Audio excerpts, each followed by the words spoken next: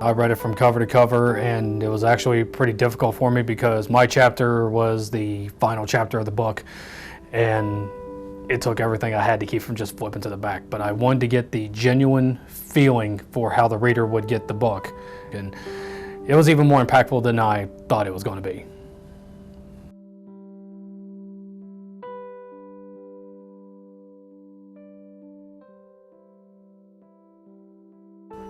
That I wasn't alone. You don't really have a full appreciation for how big of an issue childhood domestic violence is until you read Invincible or you're exposed to cdv.org.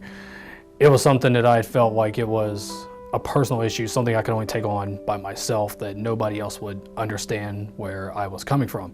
And obviously I was wrong. When 1 billion people are dealing with the same issue you're dealing with, you actually feel like you're a part of a community as opposed to feeling isolated.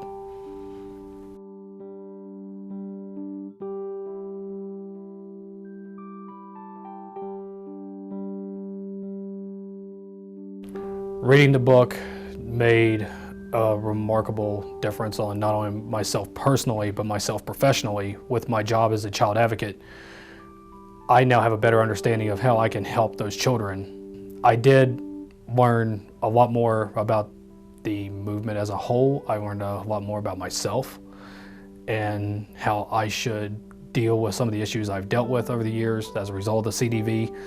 And I've learned more about how I can truly use my voice to help others that are affected, and not just through the words that were in the book, but through my actions.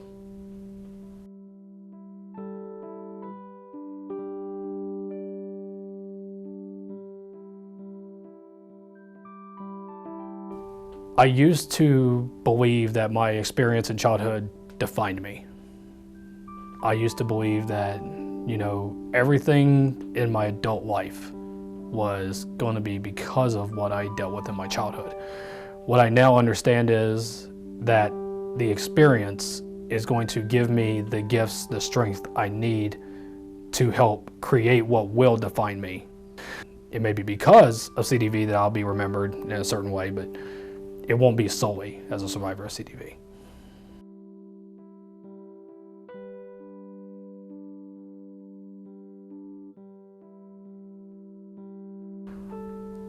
Everything about my daily thoughts and action have changed. I have a stronger confidence in myself. I am able to go through and take more risks. I'm able to stay positive even when I'm dealing with negative situations. And I feel much stronger and much more confident in myself when it comes to tackling major issues. And instead of trying to avoid the backlash or to avoid the issues that come from my CDV experience, I actually embraced the opportunity to move past them.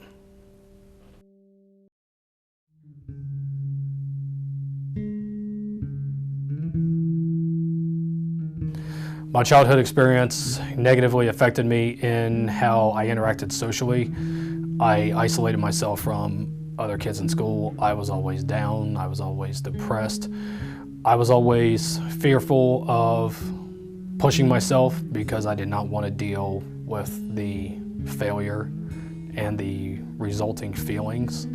And that went well into my adulthood.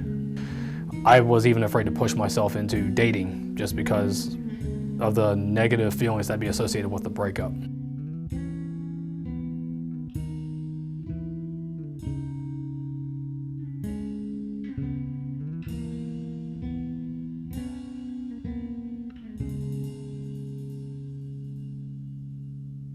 The chapter I was featured in was the unloved chapter.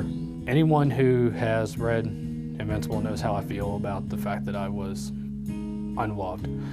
Not seeing it expressed very much. You don't really feel a sense of love when those things are happening, or rather not happening. But I actually really connected with another why, and that was the feeling of worthlessness. I felt absolutely worthless. Like I had no value to society. No family would want me involved with them. No woman would ever want to date me. Why would a company ever hire me? No one could beat me up as hard as I beat myself up. Another one that I really had to deal with, another why, was being angry, that I was angry about everything. If a guy cut me off in the middle of the road, I wouldn't just, be disgruntled underneath my breath. I would actually get pretty loud and aggressive. And the root of the issue was the anger from my childhood experience. I used to always feel guilty about my own personal situation because I always felt like there was something I could do to stop it. And when I couldn't do that for my mom, when my dad was abusive, I felt very guilty about it, and it was my fault. I used to not only be very resentful about my dad for what he had done, and even my mom to an extent for not leaving. I used to focus on just how sad everything was, and obviously the worthlessness I mentioned earlier.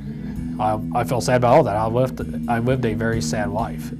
I trusted absolutely no one. The lie that I always believed was that I was meant to be alone. I wasn't going to have a wife. I wasn't going to have children. If I was going to work some major job throughout my life, it wasn't going to be one that was going to involve interacting with people very much. Another lie I really dealt with was hopelessness. And the perfect example I can use recently is getting a home. We lived in a terrible neighborhood, and we always wanted to try to get a home of our own. And I just assumed it wasn't going to happen. I didn't make enough money, something would go wrong with my credit, something would fall through with the seller, and it just wouldn't happen. I was fearful of taking risks. Going back to my house example, I would have been dreading the thought of trying to get a house because of the rejection. And I almost would have rather not known than known that it wouldn't work out in my favor. The lie about self-consciousness also goes back with me to the worthless feeling. I never felt attractive. I looked in the mirror and the first thing I saw was what was wrong.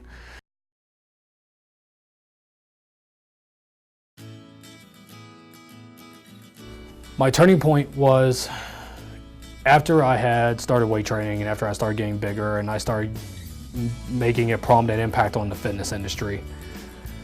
I had realized that there was no one out there, as far as childhood domestic violence survivors, male, that had a major prominent role in helping victims. I never had that role model that I could look up to. And after I got this role in the fitness industry as a writer and I was getting all these positive letters and realizing I was making an impact, the turning point for me was realizing I didn't have to look for that person. I could start being that person for others to look to.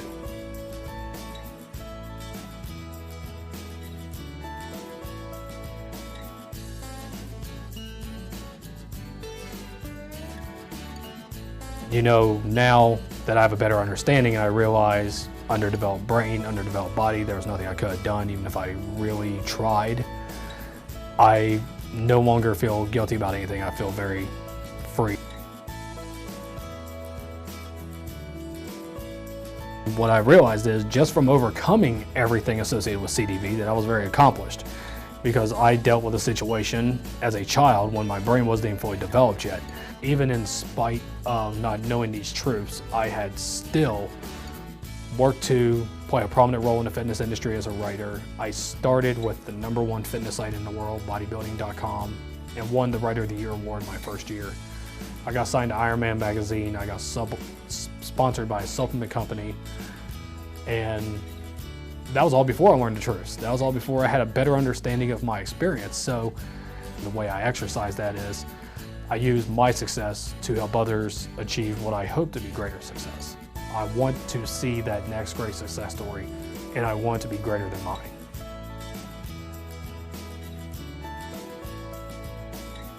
And because of the knowledge I got from Invincible, I realized that my dad had a background as a victim himself, and he never really got a chance to work through that, and that was all he knew.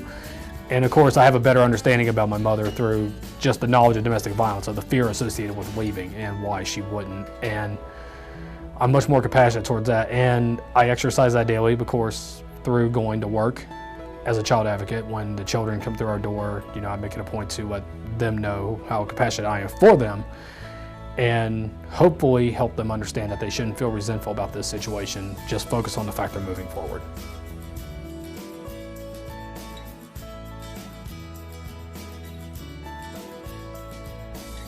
I make it a point every single day to be grateful for the fact that I'm above ground. I make it a point to be grateful for the fact that I have a job when most people don't. I actually have two.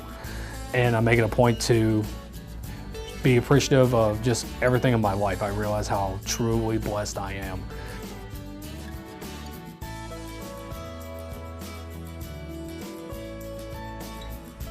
I've had to do a lot of self-evaluation and work through that. And I try to look for what's right in the situation before I look for what's wrong.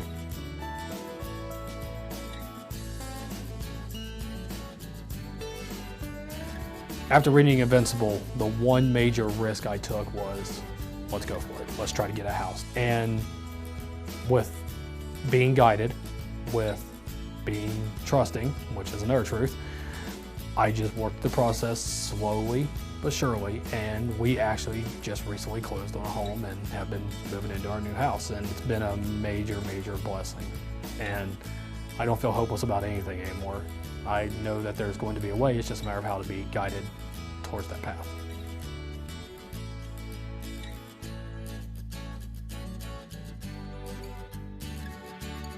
I have used those feelings now to show as much love as I can towards those people who need it, like my wife, my kids, the other people in my family, the victims that come through the child advocacy center I work at, the friends and people I work with in the fitness industry. You know, I always make it a point to tell them how much I appreciate them, and it's genuine. I genuinely love all the people in my life, and expressing that is just such a powerful feeling for me.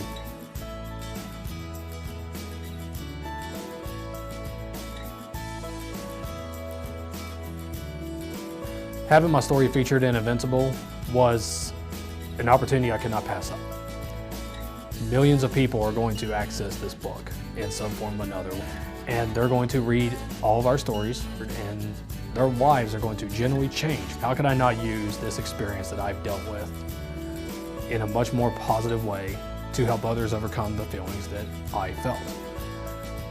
It was an opportunity I just couldn't say no to, and how it's impacted me since is that's a very powerful feeling, to know that something you've lived through or something you've done can change someone else's life for the better, someone you've never met.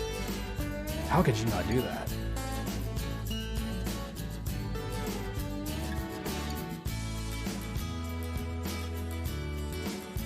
I would recommend Invincible to anyone who has either experienced CDV or knows someone who's experienced CDV. If you have experienced childhood domestic violence yourself, this book is going to change everything, not only in your life, but everything you know about yourself. You are going to be reintroduced to yourself through reading this book. As crazy as that sounds, it's the absolute truth. And the tools and the gifts you're going to be given as a result of reading it is going to be something you can apply immediately, and it's going to change your life. If you know someone who has experienced CDV, then you are going to have the toolkit necessary to help that person live the life they have always dreamed they could live, but thought would never really happen. And you may not be the one that inspires the millions of people, but if you're the one who inspires the one who inspires the millions of people, that's a very powerful testimony to yourself as well. So having this book at your fingertips and applying that knowledge is something that you simply should not pass on.